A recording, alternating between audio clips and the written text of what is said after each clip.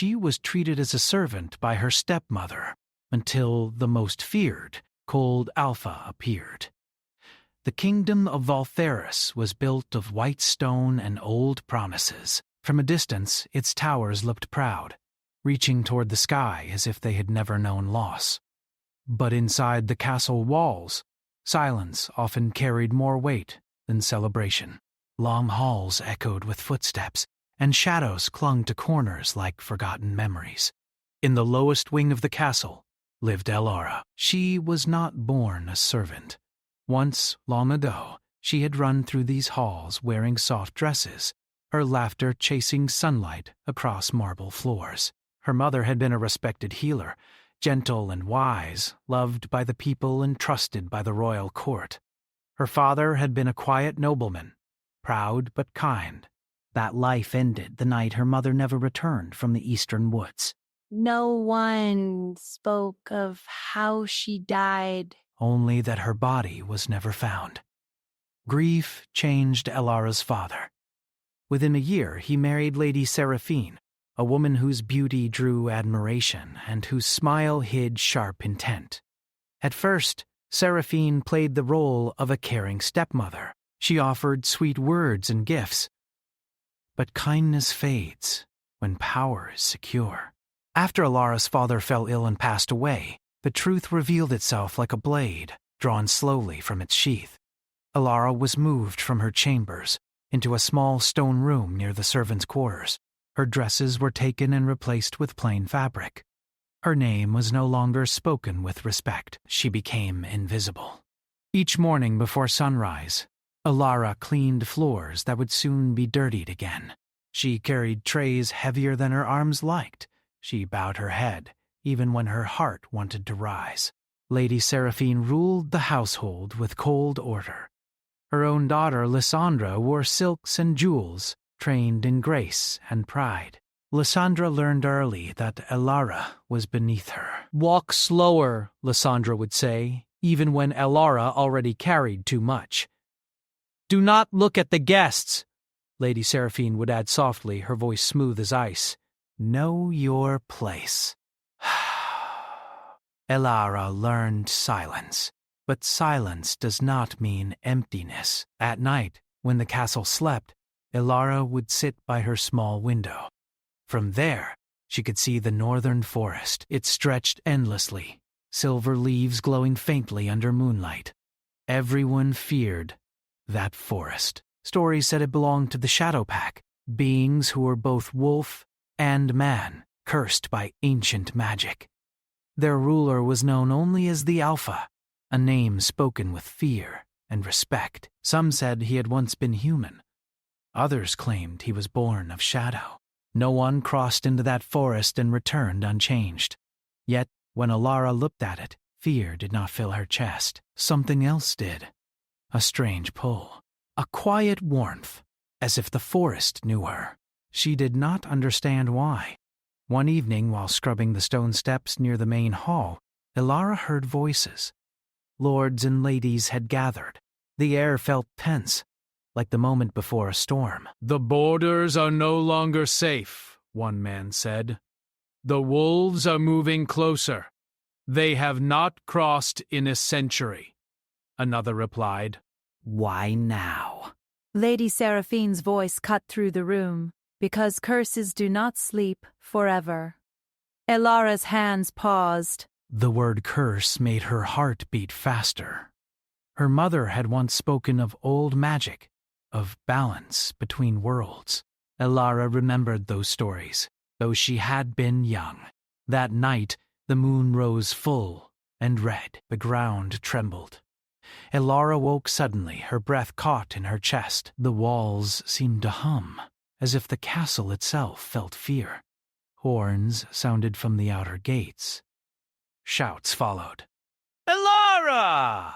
a servant called sharply. "Bring wine to the grand hall, now."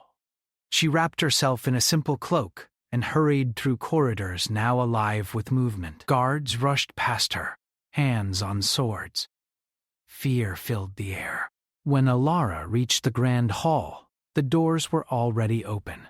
Cold wind rushed inside, and with it came power. He entered without announcement. The Alpha. He stood tall, his presence silencing the room without effort. His dark cloak moved like living shadow. Silver hair fell to his shoulders, catching torchlight. His eyes were golden, sharp, ancient, and watchful. Everyone bowed. Everyone except Elara. She stood frozen, holding the tray with trembling hands. She felt it then, a pressure in her chest, as if her heart recognized something before her mind did. The Alpha's gaze moved across the room, indifferent to crowns and titles. Then it stopped. On her. Time slowed. His eyes narrowed, not in anger but surprise. Elara's foot slipped on the polished floor. The tray tipped. Before it could fall, a hand caught it. Strong. Steady. The Alpha had moved without sound. His fingers brushed Elara's wrist. The world shifted. A faint silver glow pulsed beneath her skin, gone in an instant, but not unseen. The Alpha's jaw tightened. Lady Seraphine stepped forward quickly. "Forgive her," she said smoothly. "She is only a servant, clumsy and forgettable." The Alpha did not look away from Elara. "Servants," he said slowly, his voice deep and calm, "do not carry the mark of the moon."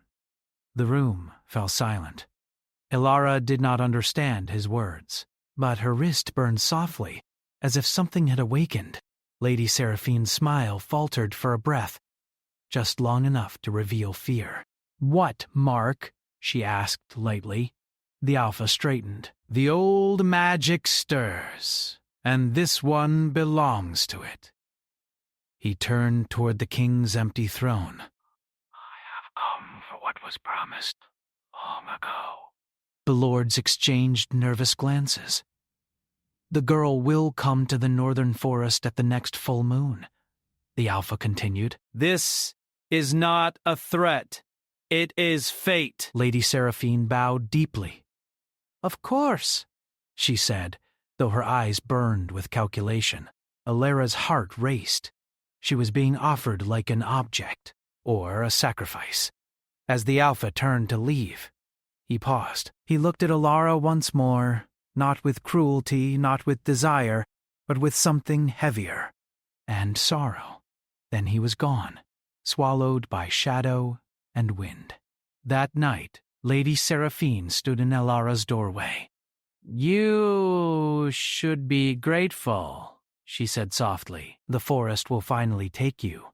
Elara said nothing, but when the moonlight touched her skin, the silver mark returned. Brighter now, and deep within the northern woods, the Alpha stood beneath ancient trees, his heart no longer as cold as it once was. Because destiny had finally awakened, the night of the full moon arrived quietly. No celebration filled the castle. No music played. The air felt heavy, like something important was about to change forever.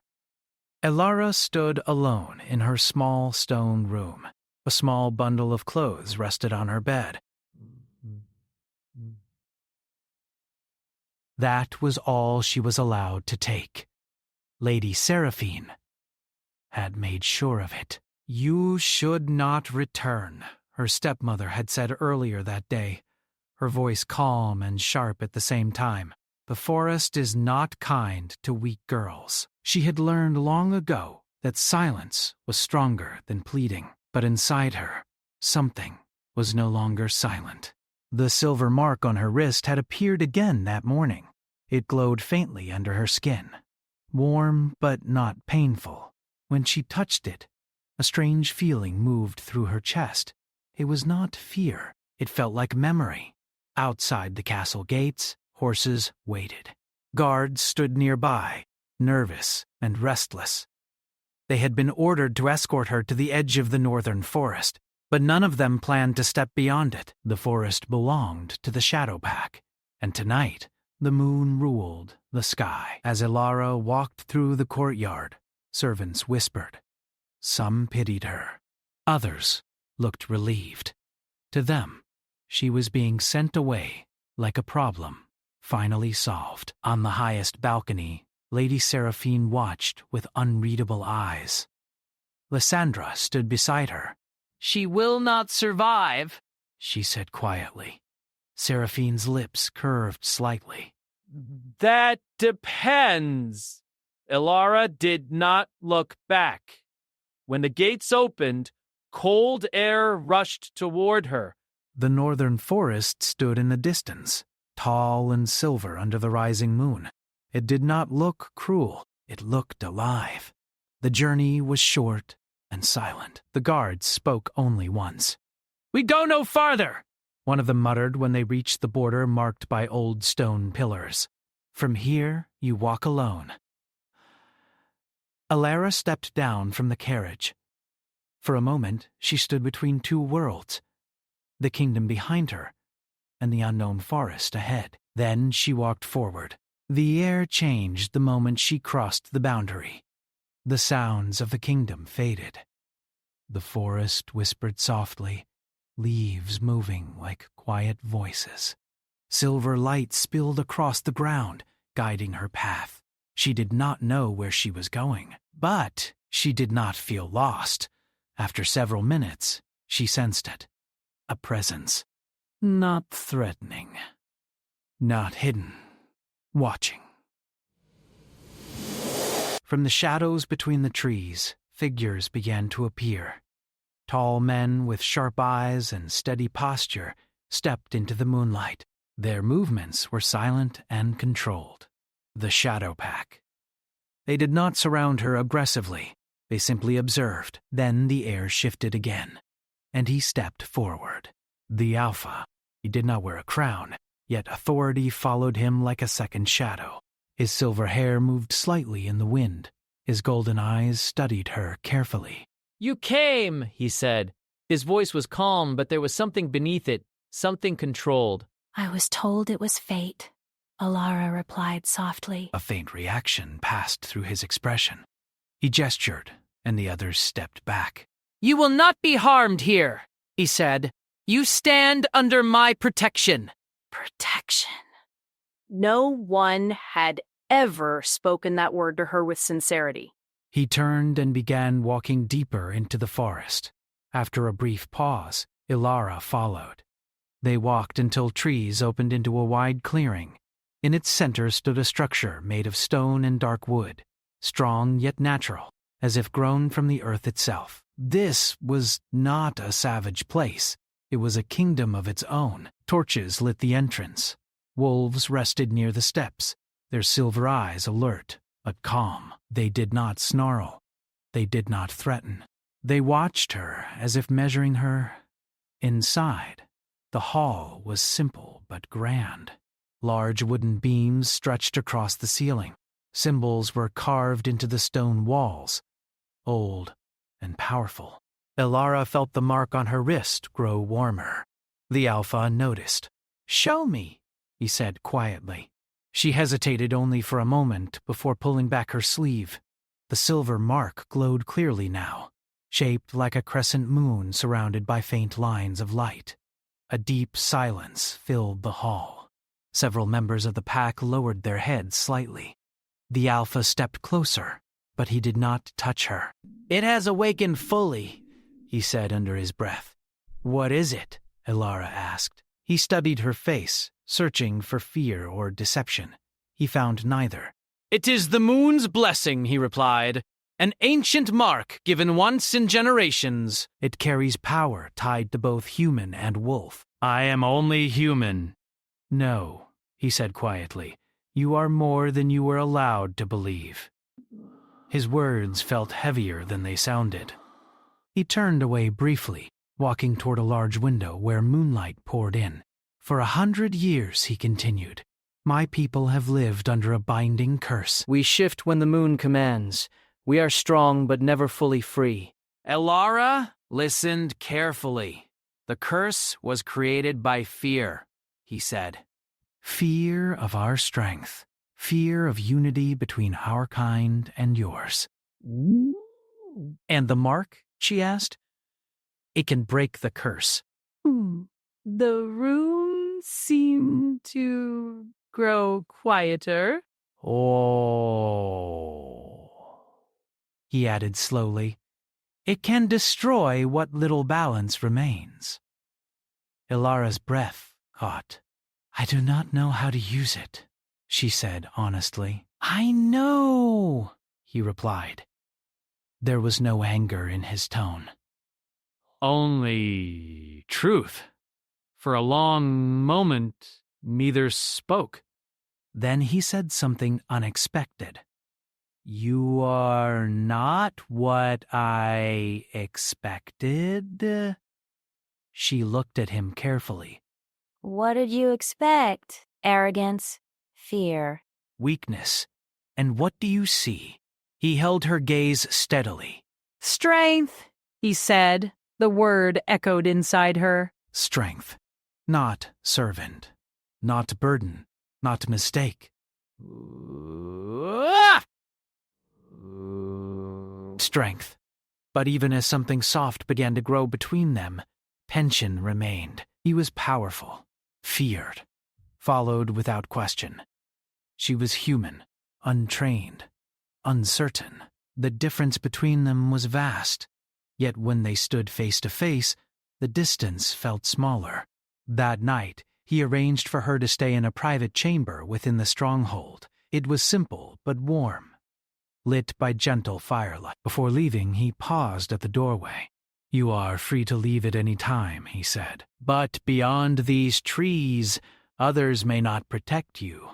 She understood what he did not say. Her stepmother would not welcome her back. Why do you trust me? She asked quietly. His expression darkened slightly. I do not, he admitted. But the moon does. After he left, Elara stood by the window. The forest no longer felt distant. It felt like home. But far away, in the castle of Altheris, another conversation was taking place. Lady Seraphine stood in a hidden chamber beneath the west tower. Candles flickered against stone walls carved with forbidden symbols. A cloaked figure stood before her. You have delayed long enough, the figure said, voice low and distorted. The girl is in the forest now, Seraphine replied. Exactly where you wanted her. The mark has awakened, the figure said. If she breaks the curse, your control over the throne will weaken. Seraphine's eyes hardened. Then she must not succeed. The cloaked figure stepped closer. There is still time, it whispered. Above them, thunder rolled across the sky, though no storm clouds were visible. Back in the forest stronghold, Elara suddenly felt a sharp pulse from the mark on her wrist. Not warmth, warning. In another part of the hall, the Alpha lifted his head sharply. He felt it too. A shift in the air. An old darkness stirring. Their eyes met across the distance. Neither spoke, but both understood. The curse was not the only danger rising, and whatever had begun between them would soon be tested. The northern forest never slept. Even under the pale light of dawn, the leaves whispered secrets of the past, of power, betrayal, and forgotten promises. Elara had begun to feel its heartbeat beneath her feet. It was as if the trees themselves knew her name, as if the forest had been waiting for her all this time. Days had passed since she crossed its border. Each morning she awoke in the stronghold, where shadows and moonlight coexisted, where she no longer felt like a visitor, but a guest of fate. The Alpha, Kale, watched her carefully. He did not speak often, but his presence was constant. He was always near enough that she felt his strength, yet distant enough that his mystery remained. At first, she had feared him, as everyone did, but slowly she discovered something beneath the cold exterior. A loneliness, a silent longing, a man shaped by centuries of loss and betrayal. One morning, she wandered to the edge of the courtyard. The pack moved silently around her. Wolves that were men, men that were wolves, all respecting her space without fear or suspicion.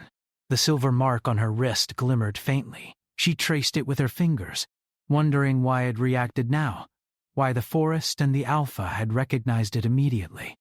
You feel it, don't you? a deep voice asked. Startled, she turned to see Kale standing behind her. The sunlight caught the silver in his hair, making him seem both human and otherworldly.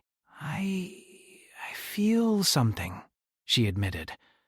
I don't know what it is. He stepped closer, silent, yet commanding. It is your gift, the moon's blessing. It has chosen you to restore balance, or to destroy it. You cannot ignore it. Alara looked down at her hands. I'm just me. How can I carry something so powerful? Gael's golden eyes softened slightly. Power is not always in the strength of your arm. Sometimes it is in the courage of your heart.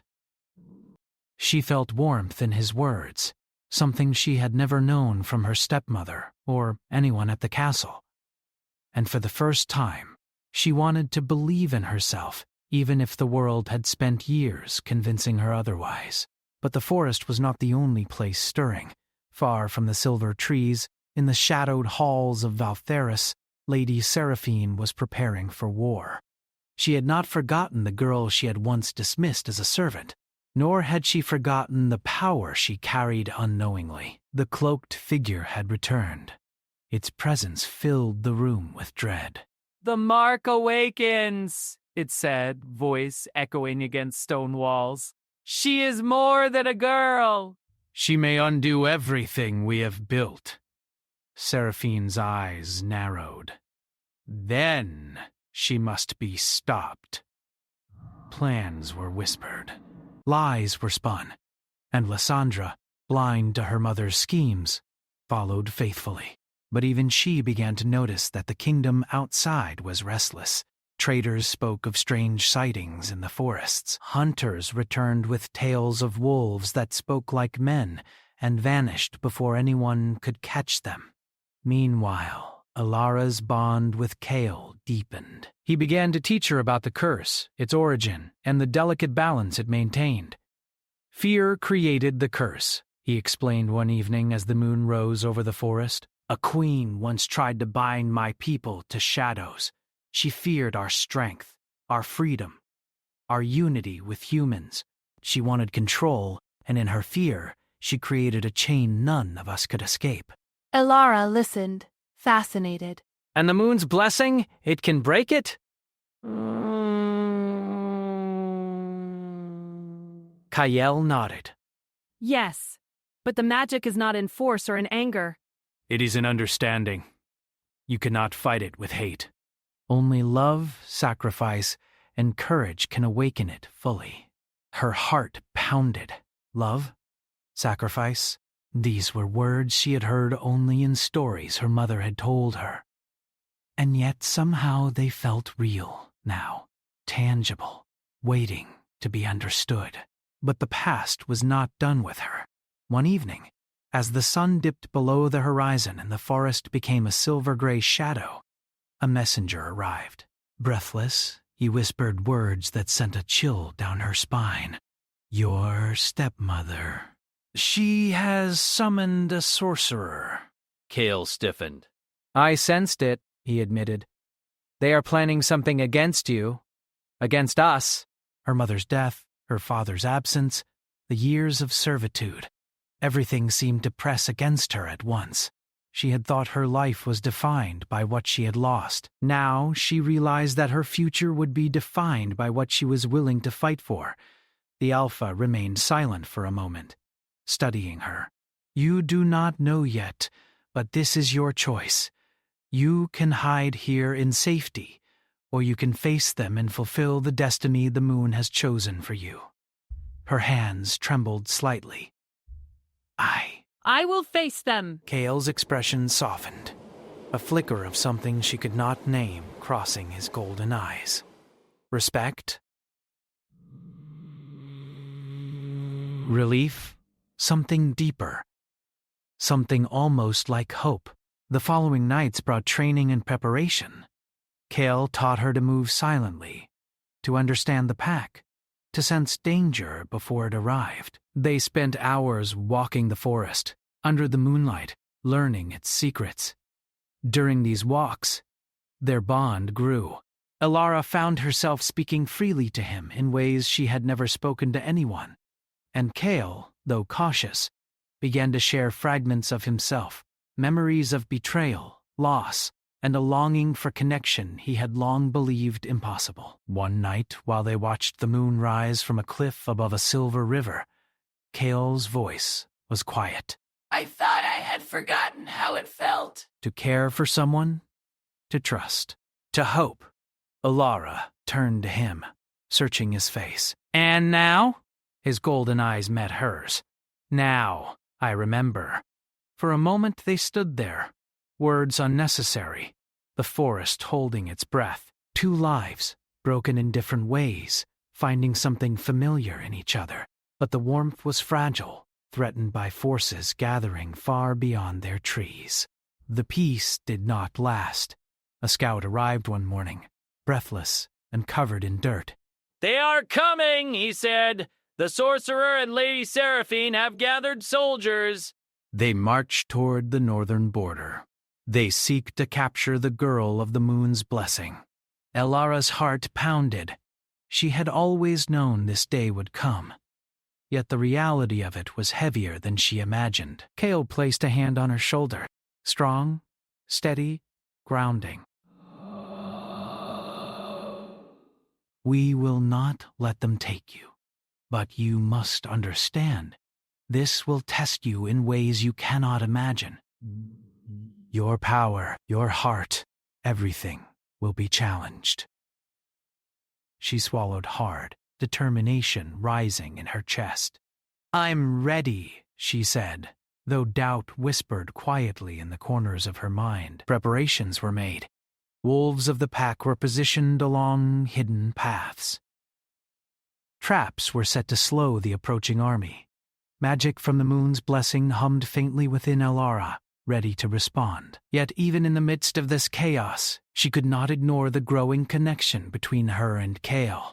One evening, as they rested near the fire in the stronghold, she found herself asking a question she had never dared to voice. Do you care for me? I do not know how to answer that, he said finally. I have been alone for centuries. I thought I had no place for feelings. But something in you. He paused, searching for words. Something in you makes the coldness inside me shift. Elara's chest tightened. She wanted to reach out, to touch him, to tell him she felt the same. But she remembered the danger looming outside, the army marching closer, the sorcerer waiting for a moment of weakness. There was no time for indulgence. Not yet. The night passed with the forest holding them in silent protection. The moon glowed silver above, watching, waiting. The next day, scouts returned with alarming news. Lady Seraphine had brought an army much larger than expected, and the sorcerer, a man of ancient magic and cunning, had sent creatures ahead to test the strength of the forest. Shadows moved unnaturally, dark forms slipping between the trees, leaving frost on the leaves and fear in the hearts of the pack. Kale's face darkened. They are testing us, he said. They want to see how far we will go to protect you, and we will answer them. But not just with strength, with strategy. We must use what you carry wisely. Elara felt the weight of her responsibility pressing down on her. She had begun to understand that the moon's blessing was not just power. It was choice, and every choice could lead to life or death. That night, as the moon rose full and bright, Elara stood at the edge of the forest once more. She could feel the soldiers approaching, their presence like a shadow pressing against the light. Her mark glowed stronger than ever, pulsing in tune with her heartbeat. Kyle appeared silently at her side. "Are you ready?" he asked. She looked at him, seeing not just the Alpha, not just the protector, but the man who had shared his strength and his heart with her. She nodded. "I am ready. For a moment." the forest fell completely silent. Then a shadow moved between the trees. One figure, then another. The army was here, and among them she glimpsed a familiar face, her stepmother, standing tall and cruel, watching her with a mixture of fear and determination. Ellaura's chest tightened. All the years of pain, servitude, and fear had led to this moment. She would no longer be the girl hidden in the shadows. She would no longer be a servant. Tonight, she would step fully into her destiny. The northern forest had never seen a night like this. The full moon shone silver and bright, illuminating the trees, the river, and the clearing where the final confrontation would take place. The air was heavy with tension. Every leaf, every shadow seemed to hold its breath. Ellaura stood at the edge of the clearing, her mark glowing fiercely on her wrist. She could feel the magic humming, connecting her to the forest, to the pack, and to Kale. Her heart pounded, not just with fear, but with determination. She had been a servant once. She had been hidden, overlooked, and controlled. Now, she was at the center of her destiny. Beside her, Kale moved like a shadow, silent and alert. His golden eyes scanned the forest, watching for the first sign of the approaching army. Yet even in the midst of the looming battle, there was a softness in his gaze as it met hers. He did not see her as a burden. He saw her as strength. "You are ready," he said quietly, his voice barely above the whisper of the wind. Ellaura nodded, drawing a deep breath.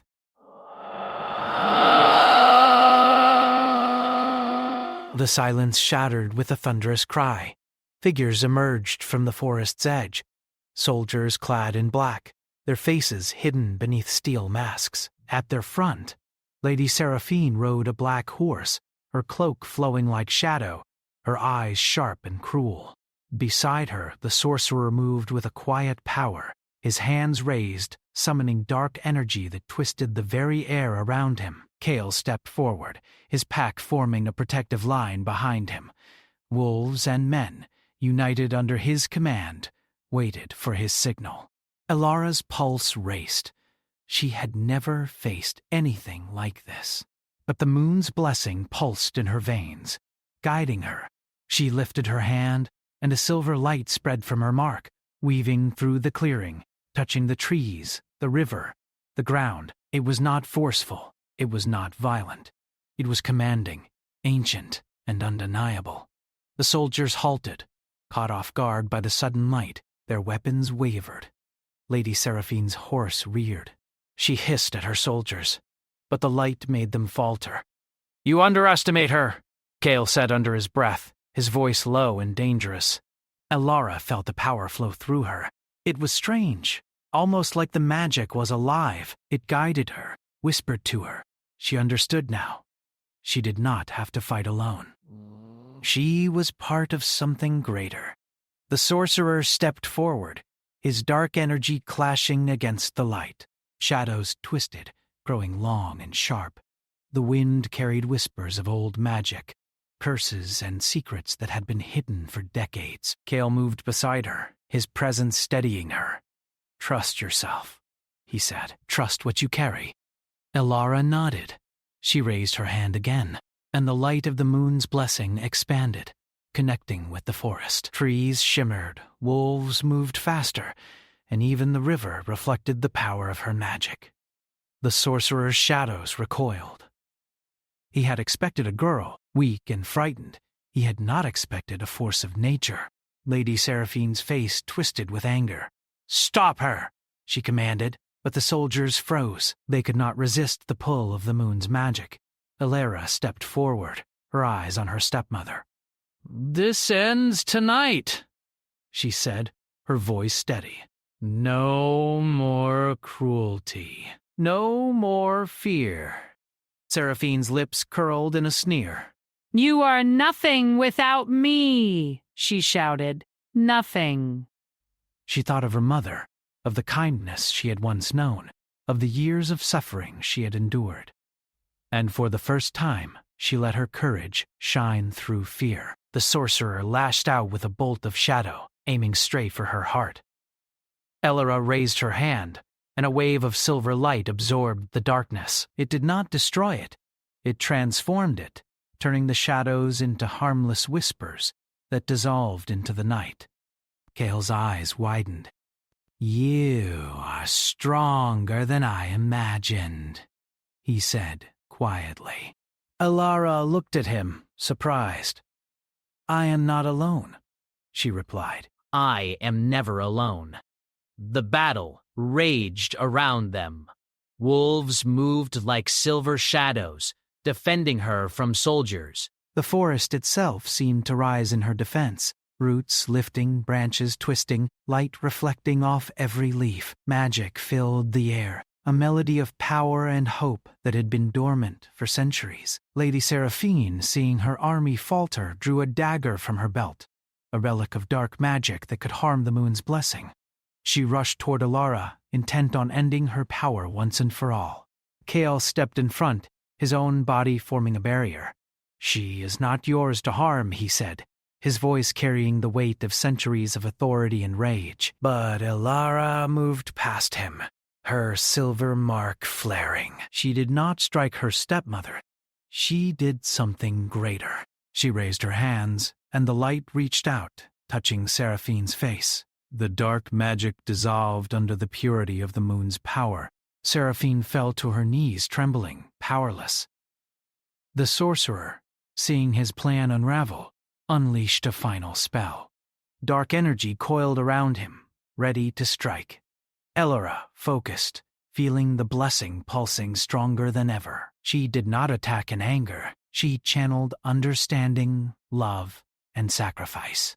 The silver light shot forth, enveloping the sorcerer completely. He screamed, not in pain, but in realization. The curse he had woven for centuries could not stand against true power, born from heart and courage. When the light faded, he was gone.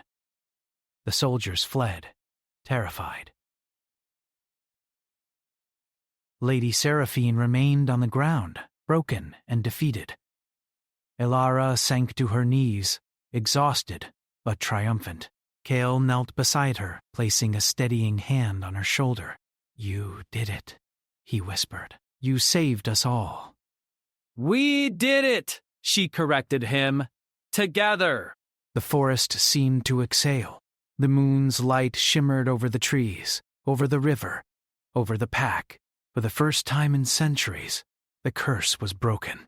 Kale looked at her, his expression softened. "Elara, you are more than I ever imagined, more than I ever hoped for." Her heart thumped wildly. She had once been a girl hiding in stone halls, serving those who despised her. Now she stood in the moonlight, beside the most feared alpha, her heart full, her destiny fulfilled. He reached out, taking her hand gently. "The kingdom is yours to claim, if you wish it," he said. "But I wish only to be by your side." Elara looked at him, seeing not just power, not just authority, but the man who had been lonely and broken, now learning to feel again. "Then we will walk forward together," she said. Kale smiled softly, an expression rarely seen. "Together." The pack circled around them, silent and reverent. Wolves and men alike bowed in respect, acknowledging her as not just a human, but as a leader, a healer, a savior. In the distance, Valtheris awaited, uncertain of what had changed, unaware of the courage that had reshaped the forest and the curse that had bound it for 100 years. Elara looked at the silver moon, feeling its warmth and strength. She remembered her mother's stories, the kindness she had once known, the years of hardship. Every step, every trial, every tear had led her here. She turned to Kale. "We have a new kingdom to build," she said softly. "And we will," he replied. "Not with fear, but with trust. Not with cruelty, but with courage." Elara smiled, feeling the weight of her past lift. She was no longer the servant girl. She was the bearer of the moon's blessing, the one who had rewritten destiny, and by her side was Kale. Not as a master, but as an equal, a partner, a protector, and something more. Together they stepped forward into a future full of possibility under the crown of moonlight. The forest glimmered around them, alive and free. Shadows that had haunted centuries were gone. Wolves howled softly, their voices blending with the wind, singing a song of victory and hope. Alara lifted her hand, letting the moon's light wash over her one final time. It was not just magic. It was life. It was strength. It was love. And in that light, two souls, once broken, once afraid, stood together, ready to face the world, ready to lead, ready to love. For the first time, Valferis and the forest were not separate. They were one. And Alara, who had been treated as nothing more than a servant, was now a queen in her own right, the heart of a new legend.